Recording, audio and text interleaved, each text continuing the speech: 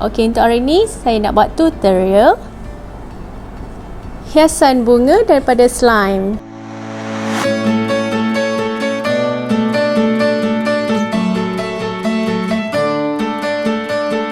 Assalamualaikum warahmatullahi taala wabarakatuh. Saya Eliza Mazlin binti Abdul Rahman. Actually, saya dapat idea ni bila saya tengok ada anak-anak yang main slime, lepas tu dia orang buang-buang. Jadi saya rasa macam membazir kan.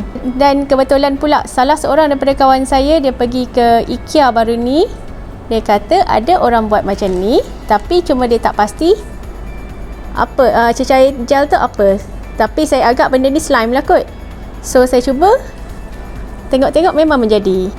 Okey, bahan-bahan yang kita perlukan ialah slime pelbagai warna, bunga pelbagai jenis dan ikut saiz, span berwarna putih,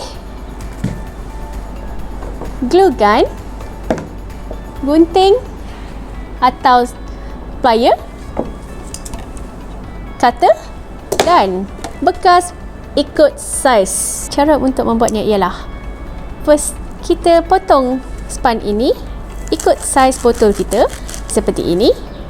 Okey, untuk menyesuaikan saiz bekas dan bunga, saya akan ikut ketinggian yang kita nak bersesuaian dengan bekas. Jadi untuk ini saya akan potong di sini. Lepas tu saya patahkan dia.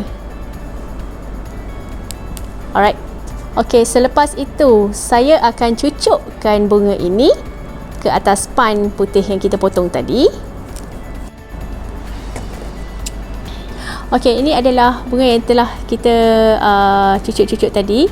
Ikut idea kita. Okey, selepas ini saya nak gamkan dia. Lepas tu kita letakkan di dalam bekas begini. Okey, kalau anda nak terbalikkan bekas ni pun boleh, ikut kreativiti anda. Alright, ini saya buat macam ni untuk memastikan dia melekat. Proses terakhir kita ialah kita masukkan slime di dalam bekas. Sebabkan kita punya ni crowded, jadi saya gunakan pisau ini untuk menurunkan slime ini. Okey, inilah hasilnya yang kita buat tadi.